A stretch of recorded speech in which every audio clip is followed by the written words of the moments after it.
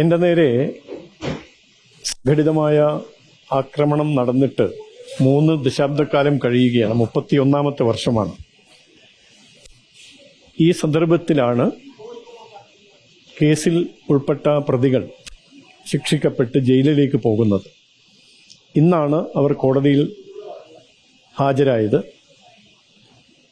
ഈ ഒരു സന്ദർഭത്തിൽ 2-3 കാര്യങ്ങളാണ് മനസ്സിൽ ഉയർന്നു വരുന്നത്. അതിലൊന്ന്, സംഭവം നടന്ന് വിചാരണ കോടതിയിൽ കേസ് വിചാരണ ചെയ്യപ്പെടുകയും പ്രതികൾ കുറ്റക്കാരാണെന്ന് കണ്ടെത്തുകയും ചെയ്തൊരു സാഹചര്യമുണ്ട്. അതിനുശേഷം അവർ സെഷൻസ് കോടതിയിൽ അപ്പീൽ പോകുന്നു, ശിക്ഷ ശരിവെക്കുന്നു. അവിടെ നിന്ന് ഹൈക്കോടതിയിൽ പോകുന്നു, അവിടെയും ശിക്ഷ ശരിവെക്കുകയാണ്. ഈ കഴിഞ്ഞ ജനുവരി 29-നാണ് ഹൈക്കോടതിയുടെ ഫൈനൽ വിധി വന്നത്. തുടർന്ന് സുപ്രീം കോടതിയിൽ അപ്പീൽ പോകാനുള്ള ശ്രമം നടത്തിയെന്നാണ് അറിയാൻ സാധിച്ചത്. പക്ഷേ സുപ്രീം കോടതി ഫയലിൽ പോലും സ്വീകരിക്കാതെ ശിക്ഷ ഏറ്റുവാങ്ങണം എന്ന നിലപാടാണ് സ്വീകരിച്ചത്. ഹൈക്കോടതിയിൽ നിന്ന് വന്ന ഫൈനൽ വിധിന്യായത്തിൽ സമൂഹം ശ്രദ്ധിക്കേണ്ട ചില പരാമർശങ്ങളുണ്ട് എന്നീ അവസരത്തിൽ ഞാൻ ഓർക്കുകയാണ്. അതിലൊന്ന്, രാഷ്ട്രീയ വിശ്വാസങ്ങൾ ഏറ്റുമുട്ടേണ്ടത് തെരുവിലല്ല, ആയുധം കൊണ്ടല്ല, ആശയം കൊണ്ടാണ് എന്ന ശ്രദ്ധേയമായ ഒരു പരാമർശമുണ്ട്. ദീർഘകാലമായി കേരളത്തിൽ പ്രവർത്തനം നടത്തിക്കൊണ്ടിരുന്ന സംഘപ്രസ്ഥാനങ്ങൾ, ഭാരതീയ ജനതാ പാർട്ടി ജനങ്ങൾക്ക് നൽകാൻ ശ്രമിച്ചുകൊണ്ടിരുന്ന സന്ദേശം ഇത് തന്നെയാണ്. ആശയങ്ങൾ തമ്മിലാണ്, ആയുധങ്ങൾ തമ്മിലല്ല ഏറ്റുമുട്ടേണ്ടത്. അത് കോടതി അംഗീകരിച്ചു. കോടതി അത് വിധിന്യായത്തിൽ പരാമർശിച്ചു.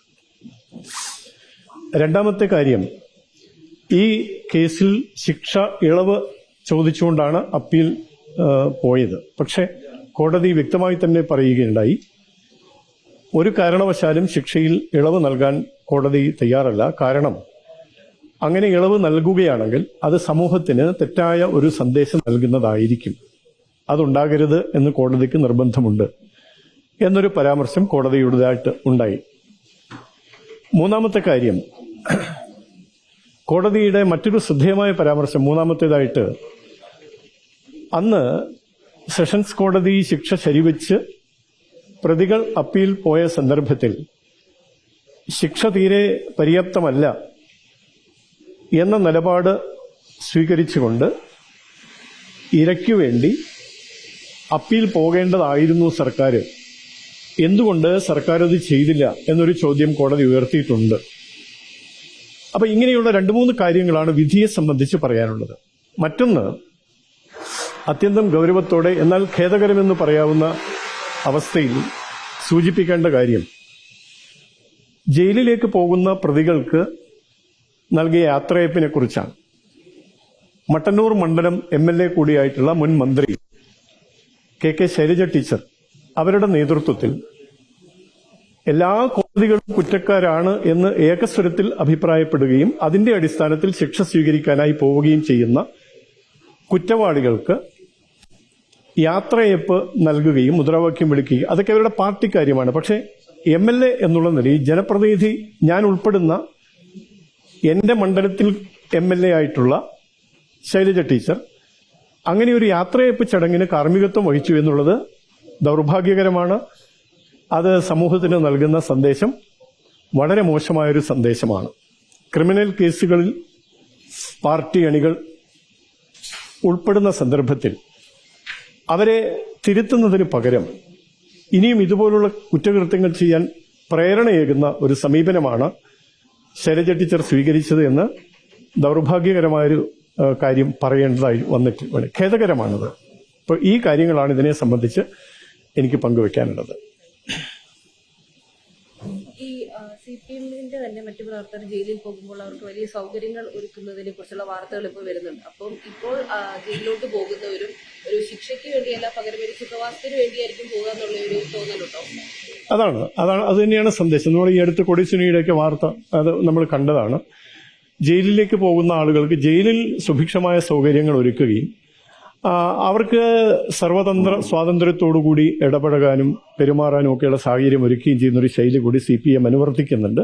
ഇതൊക്കെ സമൂഹത്തിന് തെറ്റായ സന്ദേശം നൽകുന്നത്. നമ്മളൊന്നും ആഗ്രഹിക്കാത്ത ഒന്നാണ് ഈ കക്ഷി രാഷ്ട്രീയത്തിന്റെ പേരിലുള്ള ആക്രമണങ്ങൾ. അപ്പോൾ ആ നിലയ്ക്ക് അതിൽ ഉൾപ്പെടുന്ന ആളുകൾക്ക് എല്ലാ സൗകര്യങ്ങളും ഒരുക്കി കൊടുക്കുക, സർക്കാർ തലത്തിൽ തന്നെ അതിന് നിയോഗിക്കപ്പെട്ട ജയിൽ ഉപദേശക സമിതിക്ക് നേതൃത്വം കൊടുക്കുന്ന നേതാക്കൾ കാർമ്മികത്വം വഹിച്ചുകൊണ്ട് ഇത്തരം കാര്യങ്ങൾ ചെയ്തു കൊടുക്കുന്നു എന്നുള്ളത് നമ്മെ സംബന്ധിച്ച് വലിയ സമൂഹത്തിന് തെറ്റായ സന്ദേശം നൽകുന്ന കാര്യമാണ് എന്നതിൽ തർക്കമില്ല.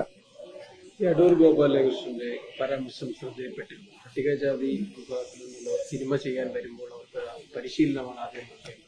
ഇതിലേറ്റവും കൗതുകം തോന്നുന്നത് ഇവരൊക്കെയാണ് സ്ത്രീകൾക്കും ദളിത വിഭാഗങ്ങൾക്കും ഒക്കെ വേണ്ടി വാദോരാതെ സംസാരിക്കുന്നത് എന്നാണ്. പലപ്പോഴും പക്ഷേ അങ്ങനെയുള്ള ആളുകൾ ചില സാഹചര്യങ്ങളിൽ അവരുടെ ഉള്ളിലിരിപ്പ് പുറത്തേക്ക് വരുന്നത് കാണുന്നത് എത്രമാത്രം വൈരുദ്ധ്യാത്മകമാണ് എന്ന് മാത്രമേ ഈ അവസരത്തിൽ അതിനെക്കുറിച്ച് പറയാൻ സാധിക്കുള്ളൂ.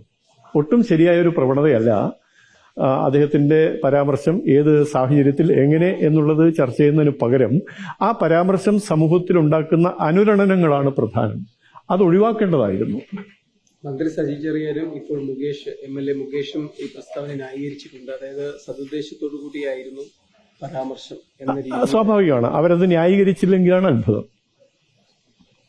ഛത്തീസ്ഗഡിലെ കന്യാസ്ത്രീമാർ അറസ്റ്റിലായ സംഭവത്തിൽ ഇപ്പോൾ FIR നൽകിയിട്ടില്ല. ഒരു ജാമ്യം ലഭിച്ചു എന്നുള്ളത് മാത്രമാണ് ഇപ്പോൾ നടക്കുന്നത്. അപ്പോൾ ഛത്തീസ്ഗഡ് ഗവൺമെന്റും അത് പോലീസും സ്വീകരിക്കുന്ന നടപടി എങ്ങനെയാണ് നോക്കി കാണുന്നത്? ഛത്തീസ്ഗഡ് വിഷയത്തിൽ ആധികാരികമായി തന്നെയുള്ള പ്രതികരണം പാർട്ടിയുടെ ഭാഗത്ത് നിന്നുണ്ടായിട്ടുണ്ട്. പാർട്ടിയുടെ തന്നെ മന്ത്രിസ്ഥാനത്തിരിക്കുന്ന ബഹുമാന്യനായ ശ്രീ ജോർജ് കുര്യൻ, ന്യൂനപക്ഷ കാര്യം കൂടി കൈകാര്യം ചെയ്യുന്ന അദ്ദേഹം അതിനെ സംബന്ധിച്ചുള്ള ആശയങ്ങൾ എല്ലാവരുമായിട്ട് പങ്കുവച്ചിട്ടുണ്ട്. അതിൽ കൂടുതലായിട്ട് എനിക്കതിനെക്കുറിച്ചൊന്നും പറയാൻ.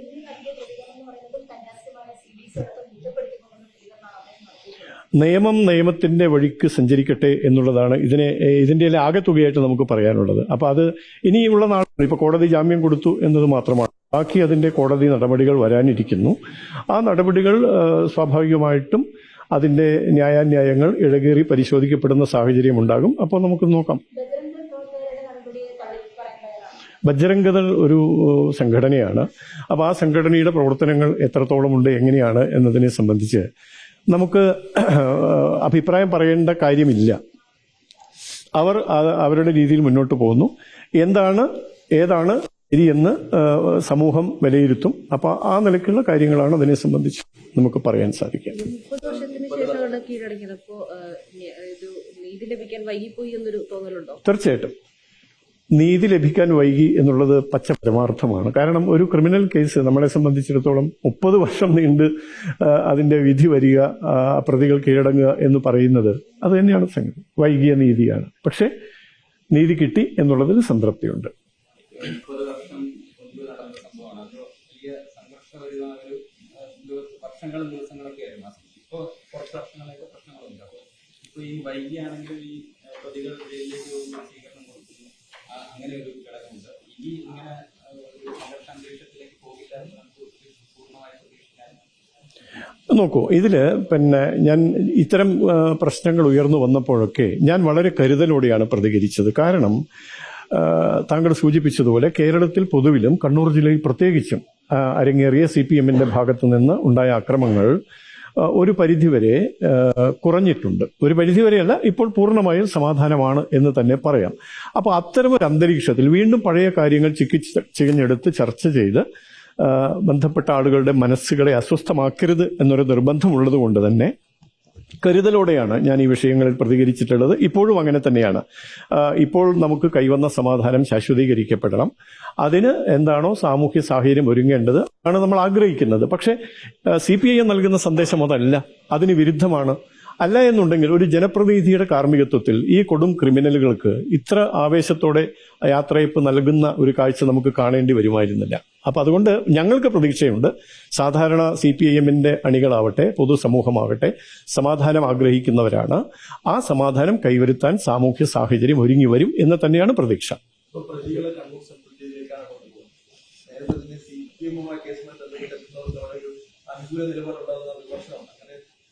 ഉണ്ടാവും, സ്വാഭാവികമാണ്. ഞാൻ നേരത്തെ സൂചിപ്പിച്ചല്ലോ, ജയിൽ ഉപദേശക സമിതി എന്നൊരു സംവിധാനമുണ്ട്, ജയിൽ വകുപ്പ് എന്നൊരു സംവിധാനമുണ്ട്. ഇതിനു മുമ്പ് നമ്മൾ ഇത്തരം സംഭവങ്ങൾ ഉണ്ടായിട്ടുണ്ട്. അത് കണ്ണൂർ സെൻട്രൽ ജയിലായതുകൊണ്ട് പ്രത്യേകിച്ച് ഇത്തരം കാര്യങ്ങൾ ആവർത്തിക്കാൻ സാധ്യതയുണ്ട് എന്ന് തന്നെയാണ് വിചാരിക്കുന്നത്. അപ്പോൾ നമുക്ക് നോക്കാം, ആ സമയത്ത് നിയമത്തിന്റെ വഴിയിലൂടെ, നീതിയുടെ വഴിയിലൂടെ നമുക്ക് സഞ്ചരിക്കാൻ സാധിക്കുമോ എന്ന് പരിശോധിക്കാം.